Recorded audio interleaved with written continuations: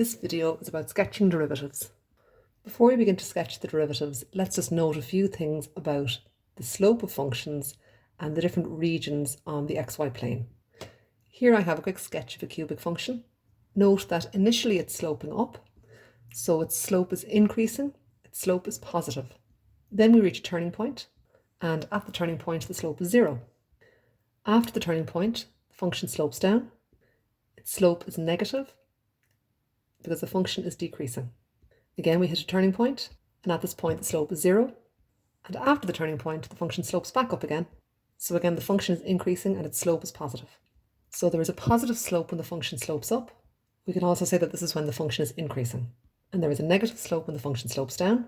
And we can say that here the function is decreasing. There's a slope of 0 where there's a turning point. And at this point, the function is neither increasing nor decreasing. So that's just a little bit of a summary of information about the slopes of the function. Now let's talk about the regions on a coordinate plane. When we talk about positive and negative regions in a coordinate plane, we're referring to the y values. So you can see here that I would have positive values on this particular section of the y-axis. So this is the positive region of the coordinate plane. And I would have negative values in this region of the y-axis. So this is the negative region of the coordinate plane. Of course, between positive and negative, I have 0. So note that y is positive in the positive section, y is 0 on the x-axis, and y is negative in the negative region of the diagram.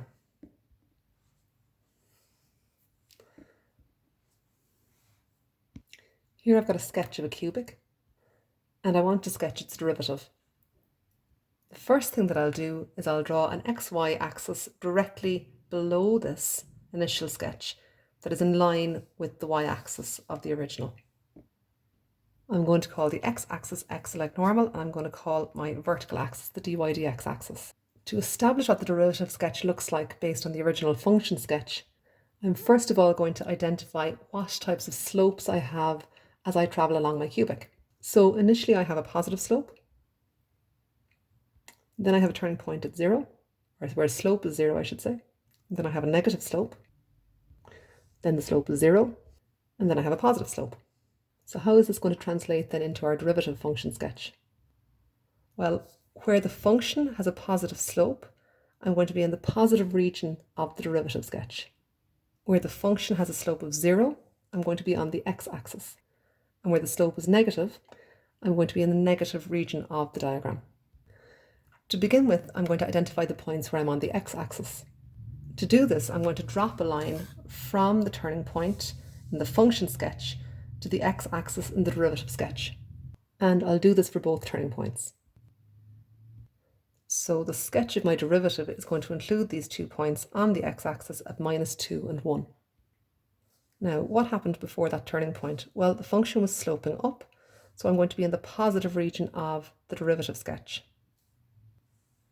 But when I get to that point -2 in my function, we start to have a negative slope. So I'm going to be in the negative region of the derivative sketch. This lasts until I get to 1, where I have a turning point. I'm on the x-axis here. Then my function begins to slope up. So again, I have to be back in the positive region. And the sketch of my derivative is now complete. So note that the slope of the function, whether it's positive or negative or 0, informs the region that the derivative is in its sketch. Let's look at a second example. This time I have a quadratic. So this is my function and I want to sketch its derivative.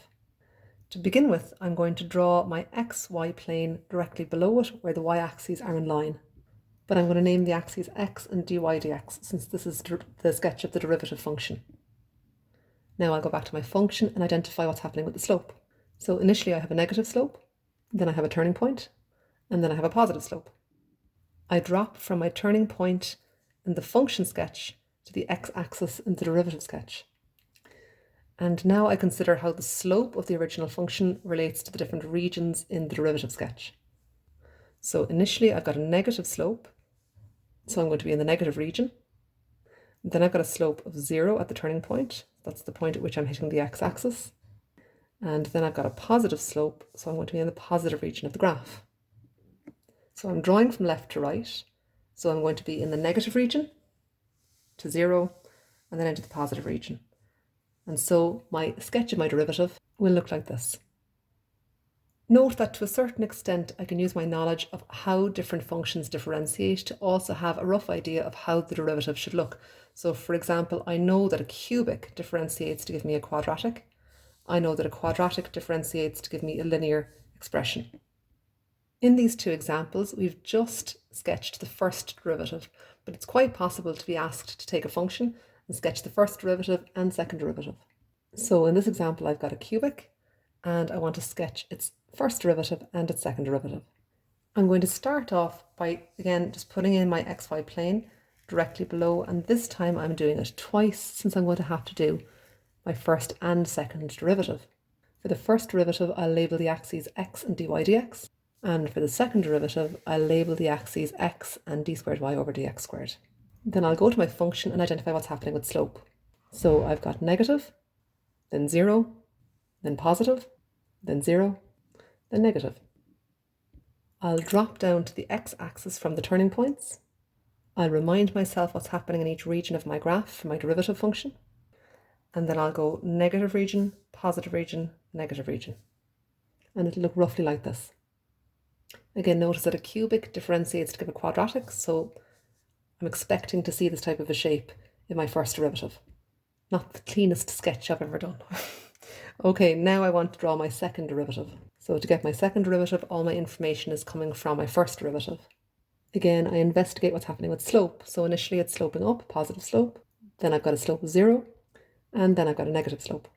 I'll drop down to the x-axis from the turning point. I'll remind myself what's happening with the regions of the graph, positive, 0, and negative. And then I'll go from the positive region to the negative region. So positive region to negative region. And my sketch should look like this. I can, in fact, fill in the value at which it passes through the x-axis. And I can do that because the quadratic that I have here is totally symmetrical. And this means that the turning point is exactly halfway between the two roots of this quadratic. So our turning point is halfway between our roots. To figure this number out, I can just average the roots. And this comes out as -1. Again, note that a cubic differentiates to give us a quadratic, and a quadratic differentiates to give us a line.